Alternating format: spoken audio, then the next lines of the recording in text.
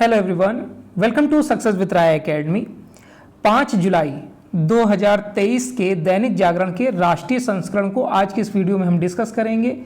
तो चलिए वीडियो को स्टार्ट करते हैं। और आपको मैं ये एडवाइस कर दूंगा कि जब भी आप न्यूज़पेपर पढ़ें, चाहे वो हिंदी हो या फिर इंग्लिश, उसका नेशनल एडिशन ही पढ़ें, क्योंकि नेशनल एडिशन में ही मुख्य समाचार होते हैं। तो आज की जो हम न्यूज़ स्टार्ट कर रहे हैं वो है, सबसे पहले खालिस्तान समर्थकों ने सैन फ्रांसिस्को में भारतीय वाणिज्यिक दूतावास में की आगजनी। यानी ये अमेरिका में जो भारतीय वाणिज्यिक दूतावास है उसको आग के हवाले कर दिया गया है। मीडिया अगर रिपोर्ट की हम बात करें तो लगभग रात में 1:30 बजे से 2 बजे के बीच की ये घटना है, जिसमें खालिस्तानी कट्टरपंथियों ने वाणिज्यिक दूतावास में आग लगा दी। आग बहुत स्पीड से फैल रही थी। उसके बाद जो कर्मचारी हैं वाणिज्यिक दूतावास के, उन्होंने अग्निशमन विभाग को सूचित किया। उसके बाद टीम पहुंची और आग पर काबू पाया गया है। अब ये जो नाराजगी जताई जा रही है खालिस्तान द्वारा, वो इसलिए जताई जा रही है क्योंकि अभी आपने हाल ही के दिनों में सुना होगा कि कनाडा में खालिस्तानी नेता हरदीप सिंह निज्जर को गुरुद्वारे के बाहर गोली मार दी गई थी। उसमें वहां पर जब उनकी बॉडी को ले जाया जा रहा था तब भारत विरोधी नारे वहां पर लगाए गए थे। तो ये एक सबसे बड़ा कारण माना जा रहा है। हालांकि जो नेता हरदीप सिंह निज्जर मारे गए गुरुद्वारे के बाहर, वो मोस्ट वांटेड सूची में थे, भारत की वांछित आतंकवादियों की सूची में थे। उन पर 10 लाख का इनाम भी घोषित था। इससे पहले भी अमेरिका में भारत के राजदूत और महावाणिज्य दूतावास को निशाना बनाने की कई घटनाएं सामने आई। इससे पहले 13 मार्च को भी ऐसे ही घटना का प्रयास किया गया था। इसमें खालिस्तान समर्थकों ने जो टिप्पणी करी है, मीडिया में इन सब वीडियो को प्रसारित किया है, उसमें लिखा गया है कि हिंसा से हिंसा जन्मती है, ये टैग लाइन दी गई है। और आगे के लिए भी बताया गया है कि 8 जुलाई को खालिस्तान फ्रीडम रैली आयोजित की जाएगी, जो कि बर्कले कैलिफोर्निया से शुरू होगी और सैन फ्रांसिस्को में भारतीय दूतावास पर समाप्त होगी। यानी अभी ये जो माहौल है और गर्म होने की उम्मीद जताई जा रही है। अब आपने कई बार मीडिया में सुना होगा कि बार बार खालिस्तान समर्थक अपनी आवाज उठा रहे हैं। ये खालिस्तान समर्थक हैं कौन? तो इसको हम मैप के माध्यम से समझते हैं। देखिए, यहां पर हमने मैप लिया है भारत और पाकिस्तान का, यहां पर ये पूरा मैप। तो इसमें हम सबसे पहले तो आपको ये बताएं कि जो ये खालिस्तान है इसका अर्थ क्या होता है। खालिस्तान का अर्थ होता है खालसे की सरजमीन। देखिए, भारत का जो पंजाब राज्य है, ये जो आप देख रहे हैं, ये जो पंजाब राज्य है, इसको ही जो खालिस्तान है वो अपना राज्य मानता है या देश मानता है। पहले हम शुरुआत करते हैं कि खालिस्तान की शुरुआत कैसे हुई। देखिए, जब भारत और पाकिस्तान का बंटवारा हुआ था, जब विभाजन हुआ था, तो उसमें क्या हुआ कि पंजाब का भी बंटवारा हुआ। जब भारत और पाकिस्तान का बंटवारा हुआ तो इस पंजाब को यहां से बांट दिया गया। ये पूरा पंजाब था जो, तो इससे कई जो नेता थे वे नाराज भी हुए और इसमें विभाजन को अनुचित माना गया। कारण यह भी था कि जो पाकिस्तान अधिकृत पंजाब है उसमें कई गुरुद्वारे चले गए। गुरुद्वारे का भी विरोध किया गया कि बंटवारा जो होना चाहिए था वो पंजाब को या तो पाकिस्तान की तरफ दे देते या फिर भारत की तरफ दे देते। इस तरीके से 30 सितंबर 1956 को ये जो मांग उठी थी मास्टर तारा सिंह के द्वारा। उसके बाद 1956 में ही 30 सितंबर 1956 में ही पंडित नेहरू और तारा सिंह के मध्य एक समझौता हुआ था। अब ये समझौता क्या था कि जो अकाली दल है वो कांग्रेस में शामिल हो गया। अकाली दल की कार्य समिति ने घोषणा कर दी कि दल पंथियों के शैक्षणिक, धार्मिक, सांस्कृतिक और आर्थिक हितों की रक्षा और उनकी उन्नति पर ध्यान दिया जाएगा। लेकिन ये हुआ नहीं। मतलब जो समर्थन या समझौता जिस उद्देश्य से किया गया था वो हुआ नहीं। उसके बाद क्या हुआ कि ये आंदोलन और बढ़ता चला गया और 1958 में ये आंदोलन पूरी तरीके से अलग थलग पड़, मतलब कि एक खालिस्तान राष्ट्र की मांग में तब्दील हो गया। और ये कहा गया कि जो हमें खालिस्तान राष्ट्र चाहिए उसमें भारत वाला पंजाब, पाकिस्तान वाला पंजाब और गुजरात का कुछ हिस्सा और राजस्थान का कुछ हिस्सा चाहिए। यही है खालिस्तान समर्थक। चलिए नेक्स्ट न्यूज़ पर आते हैं। नेक्स्ट न्यूज है कि जस्टिस उमेश कुमार सिंह का DERC अध्यक्ष पद पर शपथ ग्रहण टला।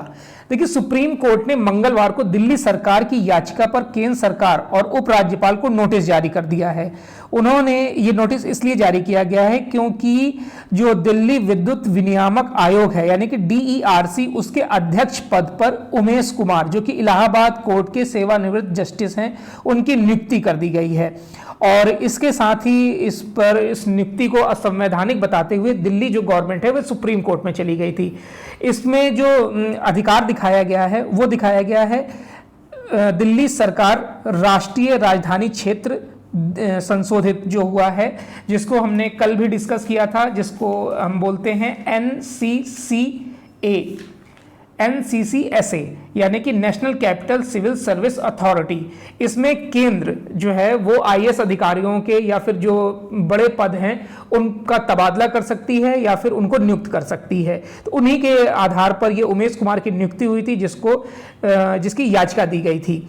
NCCSA के बारे में हम कई न्यूज़ में डिटेल से बात कर चुके हैं। नेक्स्ट न्यूज पर आते हैं कि भाजपा में संगठनात्मक बदलाव शुरू, 4 राज्यों के अध्यक्ष बदले गए हैं। देखिए, कल मंत्रिपरिषद की बैठक हुई थी, उसके बाद से ये कयास लगाए जा रहे थे कि कई राज्यों को अध्यक्ष मिलेंगे भाजपा के। उसी क्रम में ये बदलाव किया गया है और इस वर्ष के अंत में भी कई राज्यों में चुनाव होने हैं। अगले साल लोकसभा चुनाव है और अगले साल अंत में भी कई राज्यों के विधानसभा चुनाव हैं।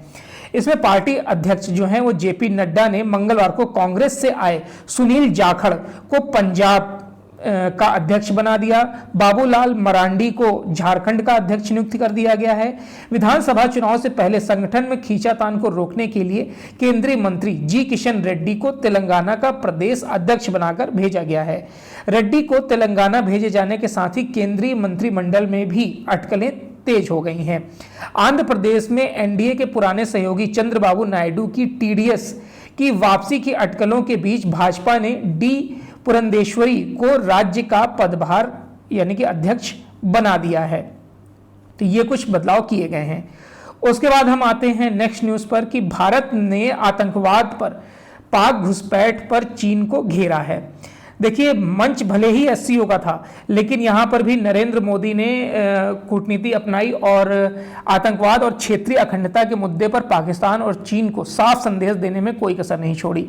SCO के शीर्ष नेताओं का जो सम्मेलन था उसको संबोधित करते हुए मोदी ने कहा कि वर्चस्व वाले जो चीन का वर्चस्व है इस संगठन में, उसमें सुधार की आवश्यकता है। इसे आधुनिक बनाने का प्रस्ताव भी रखा। साथ ही कहा कि आतंकवाद का समर्थन करने वाले देशों की निंदा करने में SCO को कोई संकोच नहीं होना चाहिए। इसी तरह जो चीनी सैनिक हैं उनकी घुसपैठ की तरफ संकेत करते हुए प्रधानमंत्री मोदी ने कहा कि जो कनेक्टिविटी है वो इस तरीके की नहीं होनी चाहिए कि आप किसी दूसरे देश पर संप्रभुता या उसकी क्षेत्रीय अखंडता को नुकसान पहुंचाएं। प्रधानमंत्री मोदी जब यह बात कह रहे थे तो उसमें वर्चुअली तौर पर पाकिस्तान के प्रधानमंत्री शहबाज शरीफ, चीन के राष्ट्रपति शी जिनपिंग और रूस के राष्ट्रपति व्लादिमीर पुतिन भी शामिल थे। इसके साथ ही ईरान के राष्ट्रपति इब्राहिम राइसी भी इसमें मौजूद थे। उज्बेकिस्तान, तजाकिस्तान, तुर्कमेनिस्तान, किर्गिस्तान और बेलारूस के राष्ट्रपति भी हिस्सा ले रहे थे। इस बार ईरान को पूर्णकालिक सदस्यता दे दी गई है SCO संगठन में। ये एक ऐसा संगठन हो गया जिसमें भारत, पाकिस्तान और ईरान तीनों एक साथ हैं। इसमें SCO संगठन क्या है इसके बारे में जान लेते हैं। देखिए, SCO संगठन के माध्यम से जो स्पष्ट संदेश तो दिया ही गया है।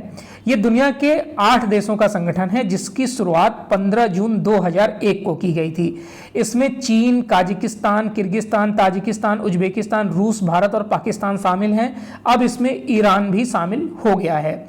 संगठन का कार्य क्या है? देखिए, यह संगठन देश की राजनीति, अर्थव्यवस्था, विकास और सेना से जुड़े मुद्दों पर चर्चा करने के साथ उनका समाधान करने की रणनीति बनाता है। संगठन का जो लक्ष्य है वो आतंकवाद को रोकना, व्यापार और अर्थव्यवस्था को बढ़ाने में जरूरी मुद्दों पर चर्चा करना है। हालांकि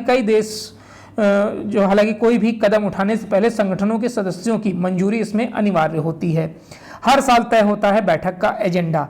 होता क्या है कि जब बैठक होनी होती है उससे 1-1.5 महीने पहले ही विदेश मंत्रियों की बैठक आयोजित की जाती है और उस बैठक में ये प्रस्ताव लाया जाता है कि बैठक का एजेंडा क्या होगा, यानी कि जो आगामी बैठक होने वाली है क्षेत्रीय अध्यक्षों की, उसका एजेंडा क्या हो। इसी एजेंडे के माध्यम से ये सुनिश्चित किया जाता है।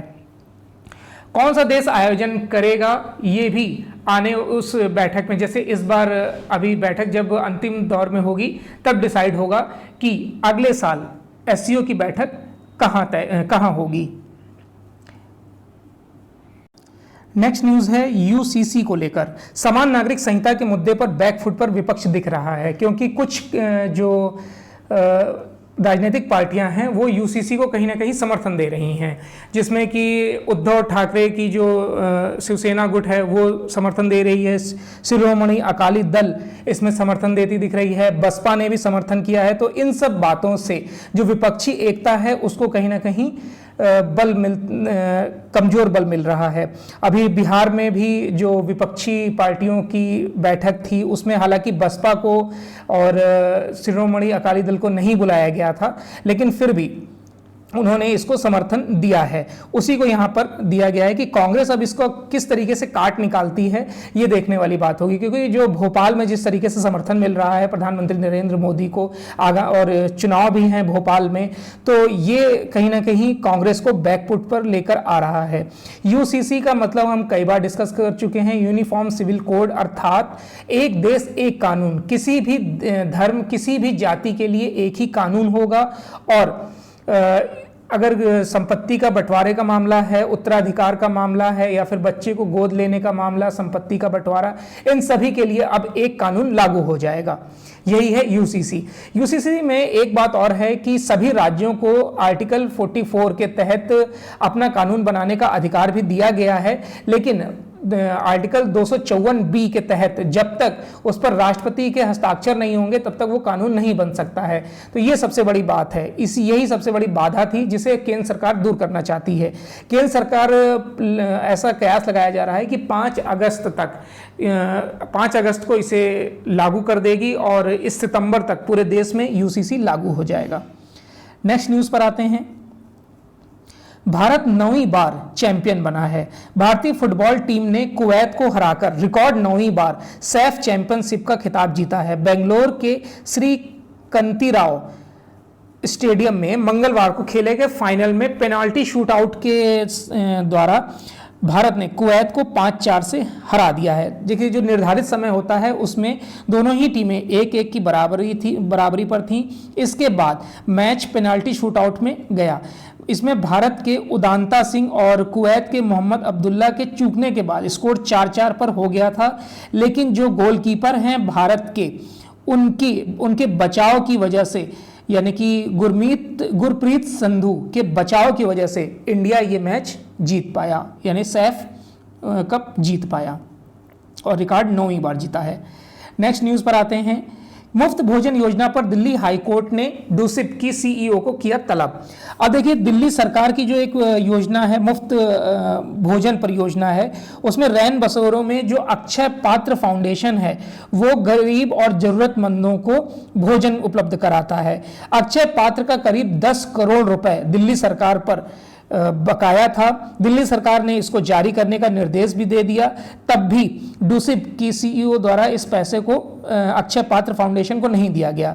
मामले का स्वतः संज्ञान लेते हुए दिल्ली हाईकोर्ट ने नाराजगी जाहिर करी। साथ ही दिल्ली शहरी आश्रय सुधार बोर्ड यानी डूसिप को की मुख्य कार्यकारी अधिकारी सीईओ गरिमा गुप्ता को तलब किया है और कहा है कि वो व्यक्तिगत रूप से उपस्थित रहें कोर्ट में।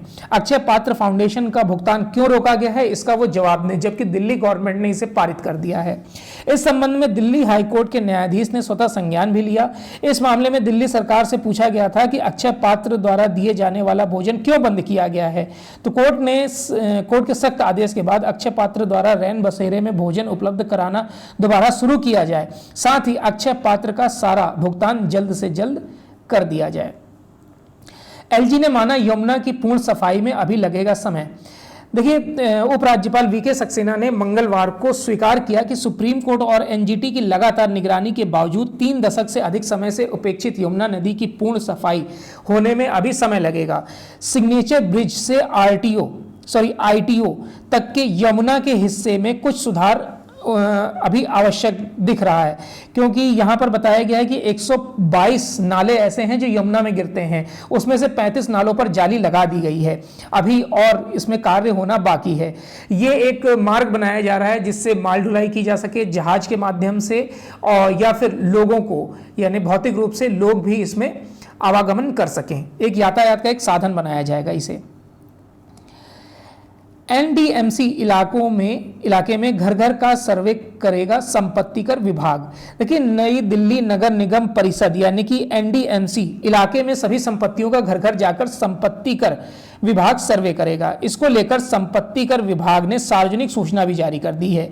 एनडीएमसी इलाके में संपत्ति मालिकों से आग्रह किया गया है कि वे सर्वे करने आने वाले लोगों को सहयोग करें और अपनी जानकारी सही उपलब्ध कराएं। साथ ही संपत्ति कर से संबंधित सभी दस्तावेज तैयार करके रखें। एनडीएमसी के अनुसार जुलाई माह के अंत तक ये सारा कार्य कर लिया जाएगा। जो संपत्ति कर जमा करते हैं यानी कि वो आंकड़ा है 16,000 का, उनसे भी अपने कागज दिखाने के लिए बोला गया है। नेक्स्ट न्यूज पर आते हैं। खालिस्तानियों के खिलाफ कूटनीतिक लामबंदी तेज। देखिए, हाल के महीनों में जिस तरीके से कई देशों में खालिस्तान समर्थक संगठनों ने भारत के खिलाफ अभियान शुरू किया है, उसको लेकर सरकार की कूटनीतिक सक्रियता भी बढ़ती दिख रही है।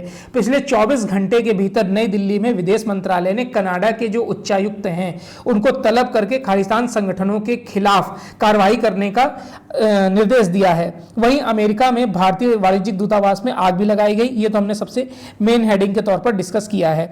भारत ने ऑस्ट्रेलिया व ब्रिटेन की सरकारों से भी बात की है, वो उसके उच्चायुक्तों को ज्यादा सुरक्षा प्रदान करने को कहा गया है। विदेश मंत्रालय ने कनाडा के उच्चायुक्त को तलब करके डेमार्श जारी किया। डेमार्श क्या होता है?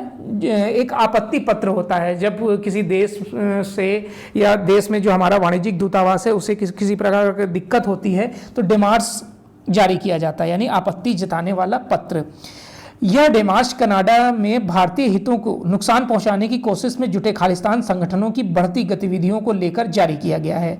2 दिन पहले ही इन संगठनों की तरफ से कनाडा के कुछ शहरों में पोस्टर लगाए गए थे। इसमें भारतीय उच्चायुक्त के अफसरों की तस्वीर लगाई गई और इन अधिकारियों को खालिस्तान का विरोधी बताया गया था। नेक्स्ट न्यूज पर आते हैं कि कृषि में नई क्रांति, युवाओं को ड्रोन पायलट बनाने की तैयारी। देखिए, नैनो यूरिया टेक्नोलॉजी आ चुकी है। इसको लेकर मैंने चैनल पर एक वीडियो भी बनाया हुआ था, वो आप प्लेलिस्ट में जाकर देख सकते हैं। इसमें जो 245 किलो की जो बोरी होती है यूरिया की, उसके स्थान पर सिर्फ आधा लीटर का लिक्विड यूरिया, नैनो यूरिया इस्तेमाल किया जा सकता है। यानी कि 242 इक्वल टू आधा लीटर लिक्विड। कितना इसमें अंतर है, और ये सस्ता भी पड़ता है और ज़्यादा एरिया भी कवर करता है, ज़्यादा एकड़ एरिया कवर भी करता है। तो ये बढ़ावा दिया जा रहा है। 2 करोड़ ऐसे ही 2 शीशियाँ नैनो यूरिया की तैयार कर ली गई हैं और इफ़को इसको लेकर कई प्रस्ताव लेकर आया है, जिसमें ड्रोन की खरीद भी शामिल है। बोतल बंद तरल नैनो यूरिया एवं डीएपी का खेतों में छिड़काव के लिए सहकारी संस्था Indian farmer fertiliser cooperative limited यानी इफ़को 2,500 ड्रोन की खरीद करेगा। अभी उनके पास 1200 ड्रोन हैं। इसे चलाने के लिए 5,000 युवाओं को प्रशिक्षण भी दिया जाएगा, जो खेतों में इसे ड्रोन के माध्यम से छिड़काव करेंगे। और ड्रोन को एक ड्रोन की कीमत 10 लाख रुपए होगी। ड्रोन को खेत तक ले जाने के लिए 3 पहिया वाहन भी खरीदे जाएंगे। केंद्र सरकार का दानेदार उर्वरकों को पूरी तरह से तरल वर्जन में बदलने का लक्ष्य है। इसके लिए बड़ी संख्या में ड्रोन के साथ प्रशिक्षित पायलट की भी जरूरत होगी। अभी तक 5 करोड़ बोतल तरल उर्वरक का उत्पादन हो चुका है। देश में अभी खेती के लिए प्रयोग होने के लिए सिर्फ 1200 ही ड्रोन उपलब्ध हैं। इसमें योग्यता जो रखी गई है वो 10वीं पास रखी गई है, यानी कि जो 10th पास होंगे वो ड्रोन पायलट बन सकते हैं। इसके लिए उन्हें एक ऑनलाइन परीक्षा पास करनी होगी। नेक्स्ट न्यूज पर आते हैं कि भारत आध्यात्मिकता, तकनीक और अर्थव्यवस्था में अग्रणी। मोदी, प्रधानमंत्री नरेंद्र मोदी ने मंगलवार को कहा कि भारत आज तकनीक और अर्थव्यवस्था समेत विभिन्न क्षेत्रों में आगे बढ़ रहा है, फिर से पूरी दुनिया के लिए आध्यात्मिक केंद्र बन रहा है। आंध्र प्रदेश के पुट्टर्थी में साईं हीरा ग्लोबल कन्वेंशन सेंटर के उद्घाटन के दौरान वीडियो कॉन्फ्रेंसिंग के जरिए सभा को संबोधित करते हुए पीएम ने कहा कि मैंने इस कन्वेंशन सेंटर की तस्वीरें देखी हैं। यह आध्यात्मिक सम्मेलनों और एकेडमिक कार्यक्रमों का केंद्र होगा। दुनिया भर से विशेषज्ञ यहां आएंगे और मुझे उम्मीद है कि यह केंद्र देश के युवाओं के मदद और मार्गदर्शन करेगा। स्कूलों को मदद देने के लिए स्वयंसेवी तैयार, लेकिन राज्य ही असमंजस में। देखिए, एक इसमें विद्यांजलि एक योजना लाई गई थी, जिसमें कि एक पोर्टल शुरू किया गया था कि स्कूल अपने आप को रजिस्टर्ड करें कि उन्हें किस तरीके की ज़रूरत है, फर्नीचर की, भवन निर्माण की, बेसिक ज़रूरतों को, यानी कि पंखा या फिर स्विच बोर्ड, लाइट, स्टूल, कुर्सी, मेज, टेबल, इन सब की किस चीज़ की आपको ज़रूरत है। इसको लेकर लगभग 4.5 लाख स्कूलों ने लगभग इसमें 1.25 लाख स्कूलों ने रजिस्ट्रेशन कराया। फिर इसमें एक योजना लाई गई कि कौन से ऐसे लोग हैं, रिटायर लोग हैं और जज हैं या फिर शिक्षक, अधिकारी, सैन्यकर्मी, गृहिणी, जो इसमें शामिल होना चाहते हैं, निस्वार्थ या तो मदद करना चाहते हैं या फिर लोगों को पढ़ाना चाहते हैं। उसको लेकर 4.18 लाख लोगों ने रजिस्ट्रेशन कराया कि हम इसमें आपकी मदद करना चाहते हैं, मुफ्त में पढ़ाना चाहते हैं या फिर कुछ इंफ्रास्ट्रक्चर चीज़ें देना चाहते हैं। उसके बावजूद भी ये परियोजना इसलिए लटक गई क्योंकि राज्यों ने इसमें रुचि नहीं दिखाई। लोग तैयार हैं, स्वयंसेवी संस्थाएं तैयार हैं, लेकिन सरकार, राज्य की सरकार इसमें रुचि नहीं दिखा रही है। इस वजह से इस योजना को प्रोत्साहन नहीं मिल पा रहा है। देश में 1 लाख से ज़्यादा ऐसे सरकारी स्कूल हैं जो सिर्फ एक शिक्षक के भरोसे चल रहे हैं। इसमें कई स्कूल शिक्षा मित्रों या फिर जो संविदा कर्मी हैं उनके भरोसे चल रहे हैं। बड़ी संख्या में ऐसे स्कूल भी हैं जहां पर्याप्त क्लासरूम, कुर्सी, टेबल, बिजली, इंटरनेट भी नहीं है। इन कमजोर स्कूलों को आगे बढ़ाने के लिए ही विद्यांजलि योजना लाई गई थी, लेकिन इस पर राज्य रुचि नहीं दिखा रहे हैं। नेक्स्ट न्यूज पर आते हैं कि सुप्रीम कोर्ट ने विधि छात्र से कहा, याचिका दाखिल करने के बजाय पढ़ाई पर ध्यान दें। कारण क्या था? देखिए, सुप्रीम कोर्ट ने उस जनहित याचिका को खारिज कर दिया जिसमें संविधान के उन सभी प्रावधानों को रद्द करने के निर्देश देने की मांग की गई थी जिसमें जेंडर न्यूट्रल शब्दों का इस्तेमाल नहीं हुआ है, यानी कि चेयरपर्सन, चेयरमैन, इस तरीके के जो शब्द यूज होते हैं उसको लेकर एक जनहित याचिका हर्ष गुप्ता द्वारा जारी की गई थी, मतलब पेश की गई थी, जिसको खारिज कर दिया गया। और चंद्रचूड़ ने इसमें बोला कि अगर आपको जनहित याचिका दायर करनी है तो किसी उचित विवाद पर करिए। इस तरीके के विवाद अगर आते रहेंगे तो लगता है कि सुप्रीम कोर्ट को इसमें फाइन लगाना पड़ेगा। और उन्होंने बोला कि अगर आपको याचिका देने का इतना ही शौक है तो आप पहले कॉलेज जाकर विधि की पढ़ाई करिए। नेक्स्ट न्यूज पर आते हैं कि सरकार स्टार्टअप के लिए सुविधा प्रदाता होगी, नियामक नहीं। गोयल, केंद्रीय वाणिज्य एवं उद्योग मंत्री पीयूष गोयल ने मंगलवार को कहा कि सरकार स्टार्टअप पारिस्थितिकी तंत्र को मजबूत करने के लिए हमेशा से एक प्रदाता के तौर पर कार्य कर रही है और नियामक के रूप में नहीं। इस पारिस्थितिकी तंत्र का हितधारक स्वयं नियमन होगा। गुरुग्राम में आयोजित स्टार्टअप 20 शिखर सम्मेलन के दूसरे दिन गोयल ने कहा कि यहां से जो संदेश जाना चाहिए वह सभी 20 देशों की संयुक्त प्रतिबद्धता है। सभी देशों की सरकारें स्टार्टअप के लिए किए जा रहे काम की प्रगति के साथ देंगी। उन्होंने कहा कि सरकार का काम उभरते उद्यमियों को प्रारंभिक प्रोत्साहन या प्रारंभिक चरण के लिए आर्थिक सहायता देना है। भारत स्टार्टअप की दुनिया को एक अनूठा अवसर प्रदान करता है। निजी भागीदारी से देश में 100 सैनिक स्कूल बनेंगे, यह स्टेटमेंट दिया है केंद्रीय गृह मंत्री अमित शाह ने कि 100 सैनिक स्कूल बनाए जाएंगे। सैनिक स्कूल के माध्यम से देशभक्ति, अनुशासन और संस्कार के साथ जीने वाले नागरिकों को भी इस नागरिक देश को मिलेंगे। इसमें जो एक शुरुआत भी हो गई है कि सहकारी संस्थाओं, गैर सहकारी संस्थाओं और लोगों को देश के विकास में सहभागी बनाएंगे। यह जो सैनिक स्कूल होंगे वो 75 एकड़ में बनेंगे। दूध सागर डेयरी गुजरात की संस्था है, दूध सागर डेयरी ने एक महसाणा में ऐसे स्कूल की आधारशिला भी रख दी है, जिसके उद्घाटन पर गृह मंत्री अमित शाह बोल रहे थे। मानसून सत्र में पेश होने वाले मसौदे कानून की प्रक्रिया शीघ्र ही जांच पूरी कर ली जाए। इसमें 3 सत्र होते हैं। पहला होता है बजट सत्र, दूसरा होता है मानसून सत्र, तीसरा होता है शीतकालीन सत्र।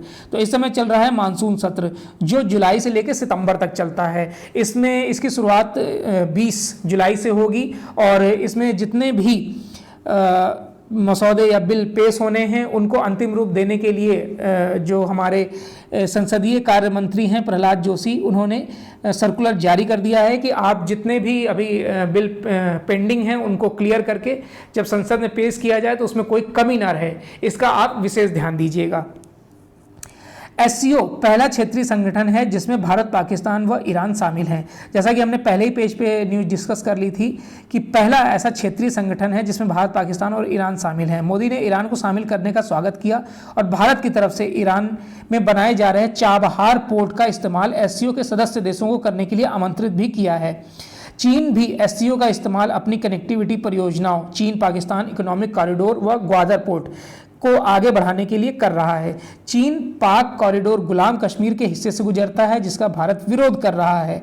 इस मुद्दे को मोदी ने सम्मेलन में भी उठाया था। सम्मेलन में रूस के राष्ट्रपति थे, चीन के राष्ट्रपति, ईरान के राष्ट्रपति और भी देशों के राष्ट्रपति थे। इस न्यूज़ को हालांकि हम डिस्कस कर चुके हैं।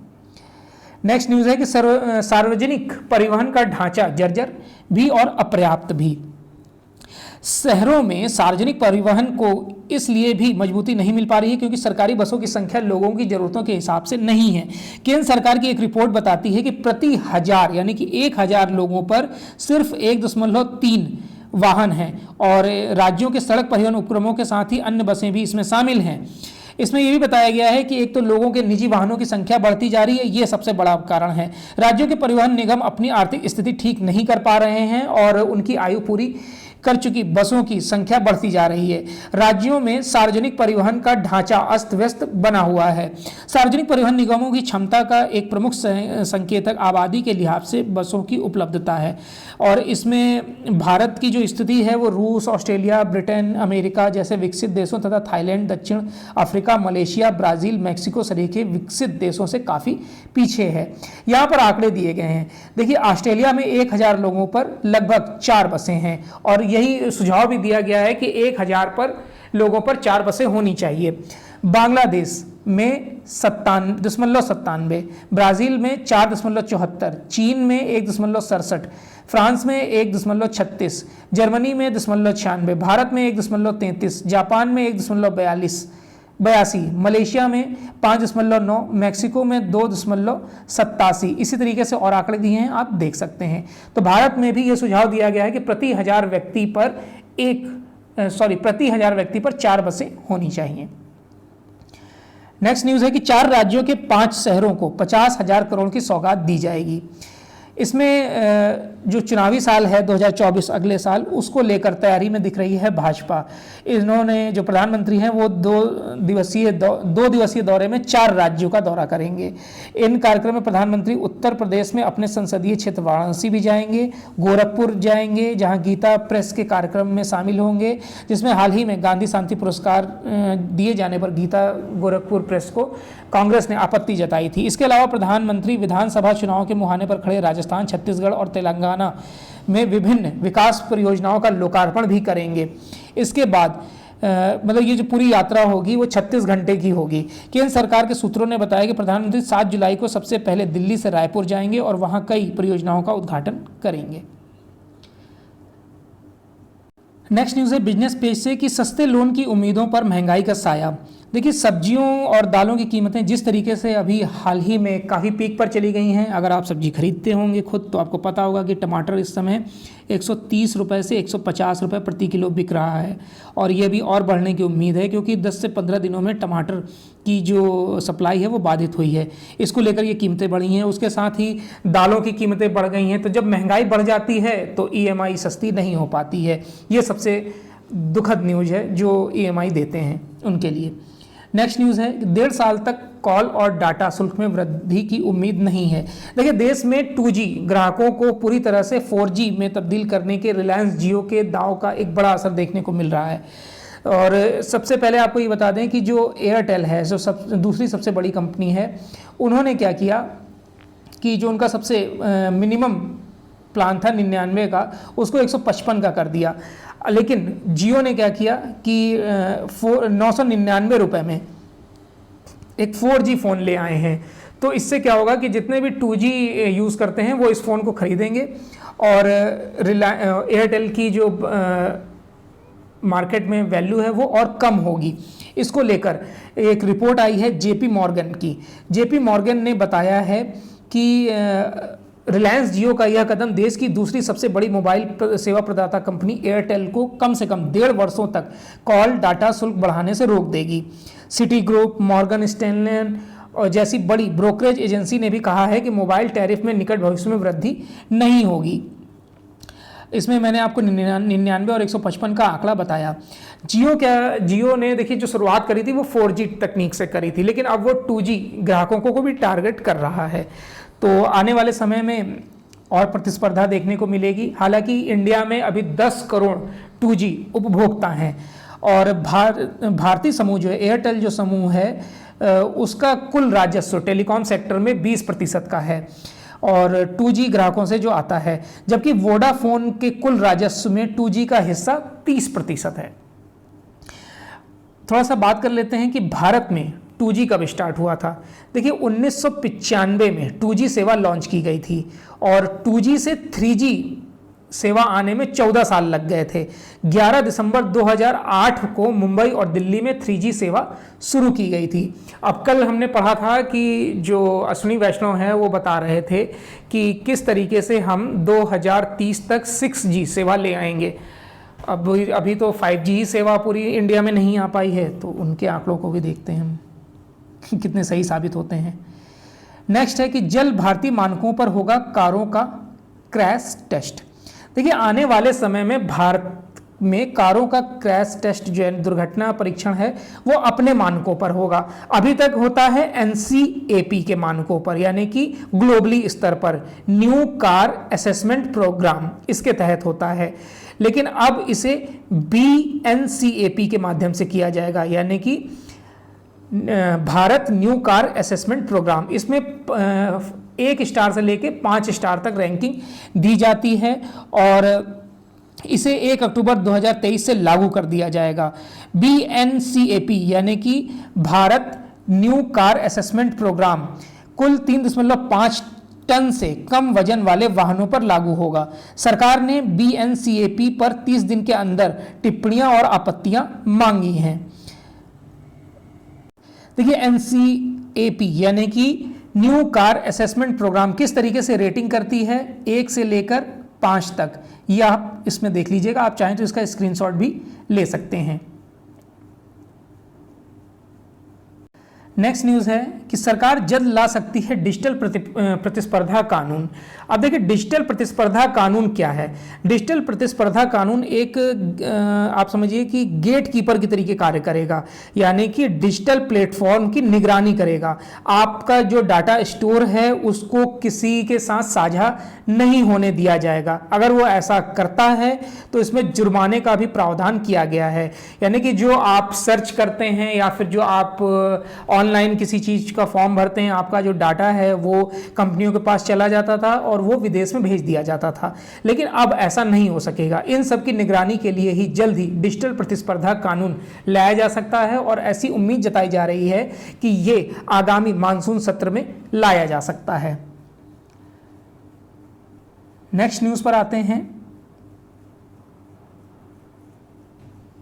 फ्रांस में रुकी हिंसा 70 से अधिक हिरासत में। देखिए फ्रांस में जो पुलिस फायरिंग में किशोर नौहेल मारा गया था, नाइजीरियाई मूल का, हिंसा तो रुक गई है लेकिन मंगलवार को पूरे देश में जुलूस निकाले गए। इसमें गृह मंत्रालय के हवाले से बताया गया कि पुलिस ने 72 लोगों को हिरासत में लिया है। इससे एक दिन पहले पुलिस ने 160 लोगों को गिरफ्तार किया था। देश में 45,000 पुलिसकर्मियों की तैनाती में कमी नहीं की गई है। इसमें पहले पेरिस के उपनगर में मेयर के परिवार पर हमले के विरोध में सोमवार को भी जुलूस निकाले गए थे। नेक्स्ट न्यूज पर आते हैं। ब्रिटेन ने सुरक्षा परिषद में भारत की स्थायी सदस्यता का किया है समर्थन। देखिए, ब्रिटेन ने संयुक्त राष्ट्र सुरक्षा परिषद के विस्तार का समर्थन करते हुए उसके स्थायी सदस्य के रूप में भारत, ब्राजील, जर्मनी, जापान और अफ्रीकी प्रतिनिधित्व की जरूरत बताई है। यूएन ने ब्रिटेन की प्रतिनिधि ने कहा कि यह उचित समय है जब शक्तिशाली वैश्विक निकाय का विस्तार किया जाए। संयुक्त राष्ट्र में ब्रिटेन की स्थायी सदस्य व इस महीने के लिए सुरक्षा परिषद की अध्यक्ष राजदूत बारबरा ने कहा कि हमारा समर्थन इन देशों के लिए, इस देशों के प्रति है जिसमें भौगोलिक संतुलन बन सके। और उन्होंने यूएन में संवाददाताओं द्वारा सुरक्षा परिषद में सुधार और उसमें भारत के समेत अन्य देशों के प्रतिनिधित्व को लेकर पूछे गए सवाल के जवाब में यह टिप्पणी दी। उन्होंने कहा कि भारत और ब्राजील का स्थायी सदस्य बनना न केवल व्यापक प्रतिनिधित्व की दृष्टि से जरूरी है, बल्कि 1945 में संयुक्त राष्ट्र की स्थापना के समय की तुलना में ये देश अब दुनिया को ज़्यादा प्रभावित करने की क्षमता रखते हैं। तो ये आज का 5 जुलाई 2023 का दैनिक जागरण का राष्ट्रीय संस्करण था। आई होप आपको वीडियो अच्छा लगा होगा। अगर वीडियो अच्छा लगा हो तो लाइक और शेयर कर दीजिएगा। वीडियो देखने के लिए धन्यवाद।